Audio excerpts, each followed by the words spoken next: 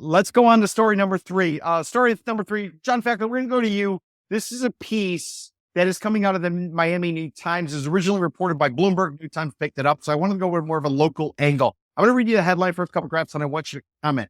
Keeping in mind, about a month or so ago, Wall Street Journal wrote a piece about how AI, artificial intelligence, is a new boom. It's a new wave. It's a new thing. And as a result, many of the people who are working from home who came to South Florida during the pandemic, because they could basically live in a state where you didn't have to wear a mask. You do anything you wanted. If you wanted to twerk on a police car during spring break, you could do it.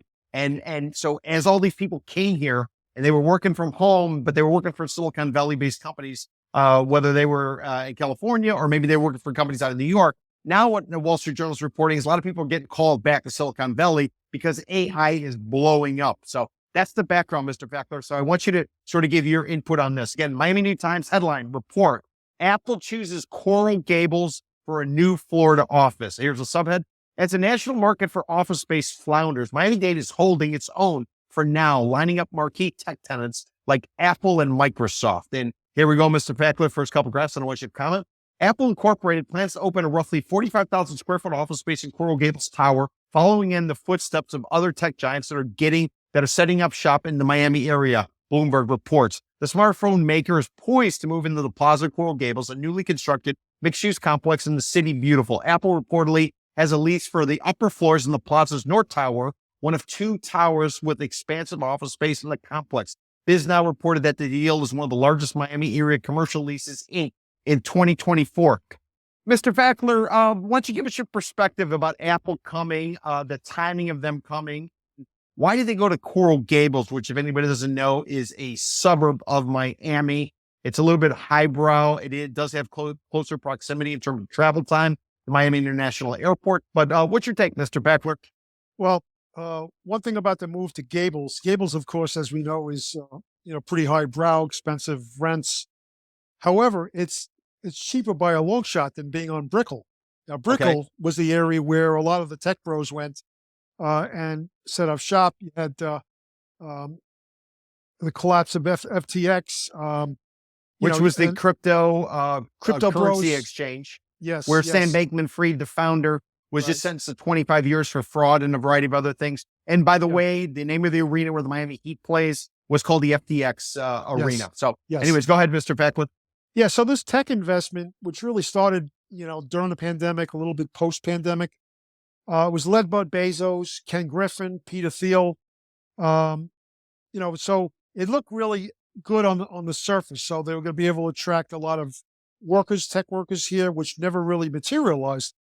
What I'm saying is you got a lot of pluses and minuses going on here, a lot of transitions. One of the nuggets that I found in this story, which I found shocking, and I think Jean would find shocking, she's talked about the office vacancy rate. Do you know that Miami has a office vacancy rate of only 10%, which is, I never thought that shocked me. I thought there was so much office space that they'd be able to drop prices and, people would be moving back. They would be able to attract companies from Silicon Valley, so to speak. But, they really apparently they've been holding their own as far as the office.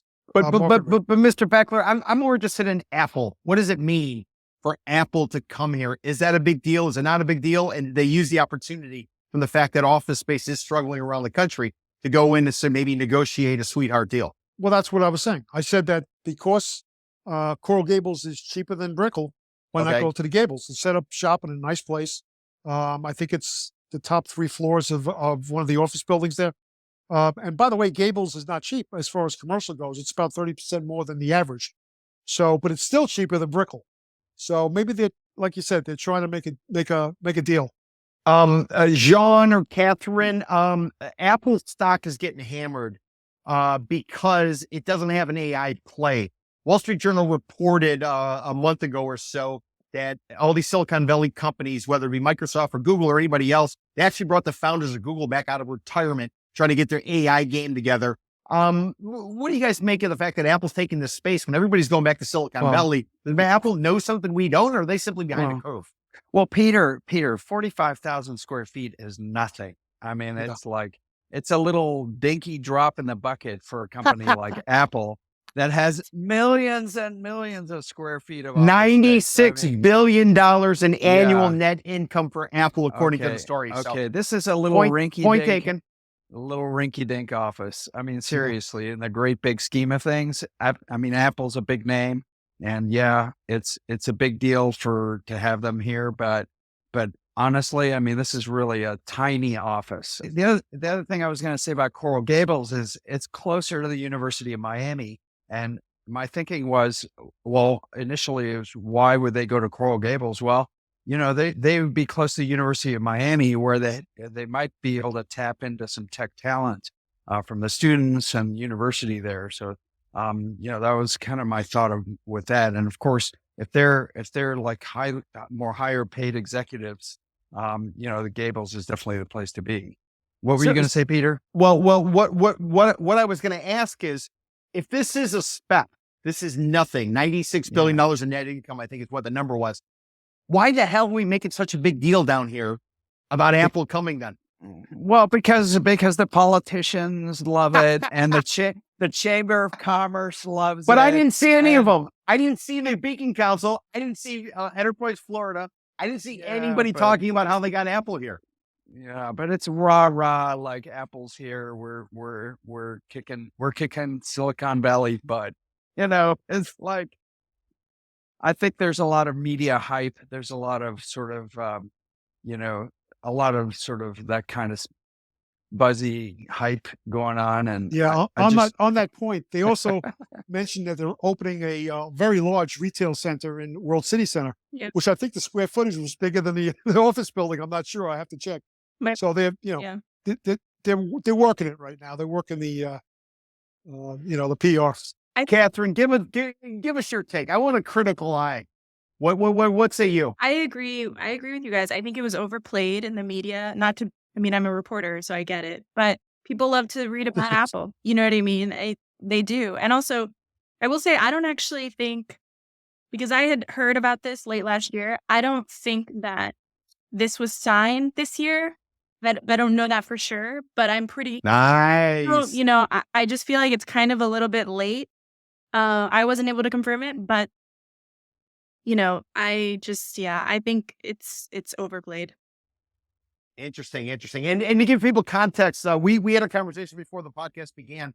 It's 45,000 square feet. I always went by the rule of thumb, 250 square feet for every employee. So just doing some rough math, I'm coming ballpark 180 employees. Katherine, you seem to think that the number is higher. So I mean, ballpark, how many employees do you think this actually leads to? Are we talking, 100? What would you say? What I think is that the square footage per employee has gone up. It's gone up. Post-COVID. Okay. Yeah. So I would think it would be fewer employees.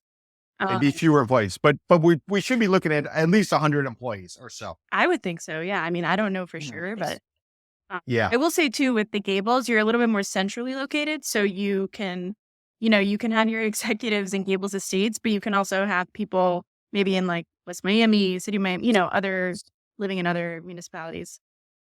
Yeah, but that's some ritzy office space for back office. You know what I'm saying? Wow. It's a really nice development there. So brand new development, which, by the way, I don't know how well it's doing in terms of tenants. I walk past there all the time. I don't see a lot of tenants there. And the retail, I can tell you, is struggling dramatically at this particular development. The Fogo, at least eyeballs.